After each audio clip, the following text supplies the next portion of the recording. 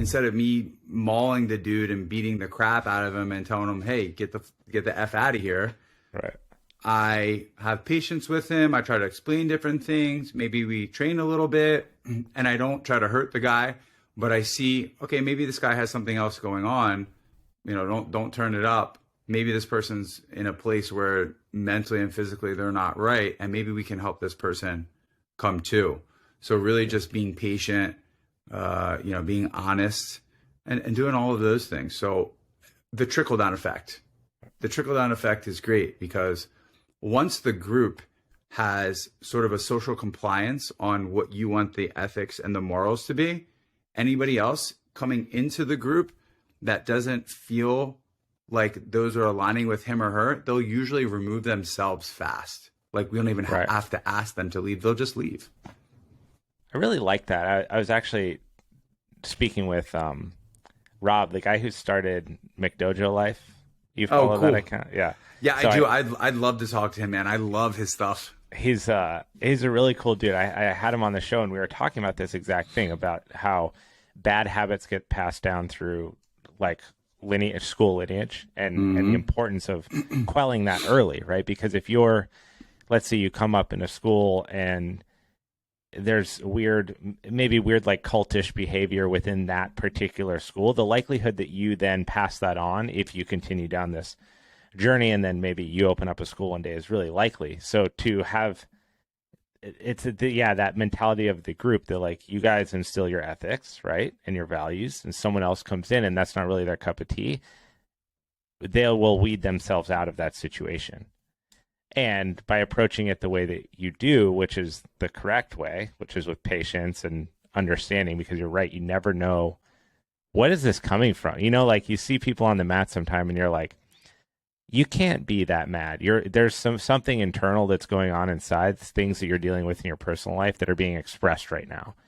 And you don't even notice that. But let's have a chat. Hey, are you okay?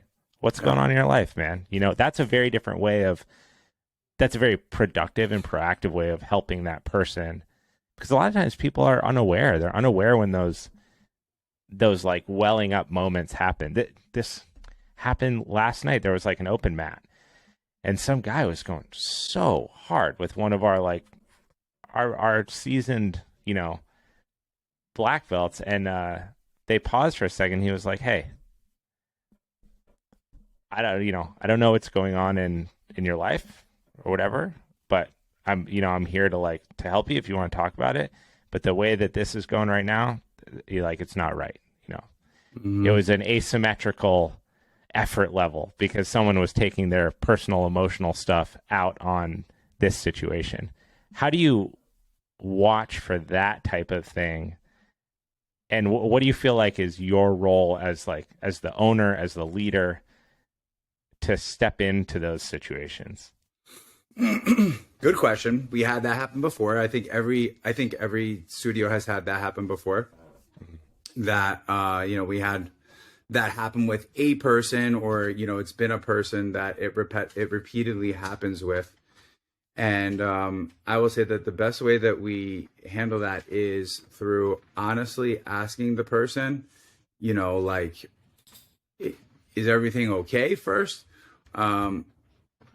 Is everything okay? And then letting your students know that there's a certain way that we all roll and we train together, and that you need to speak up if something is to happen. And we had an incident where two people got a little bit too heated, and I had 5 or 6 messages the night of about the incident, and the people who were actually training contacted me and told me what happened too. So being honest and just having a really open line of communication, we're in a combat sport.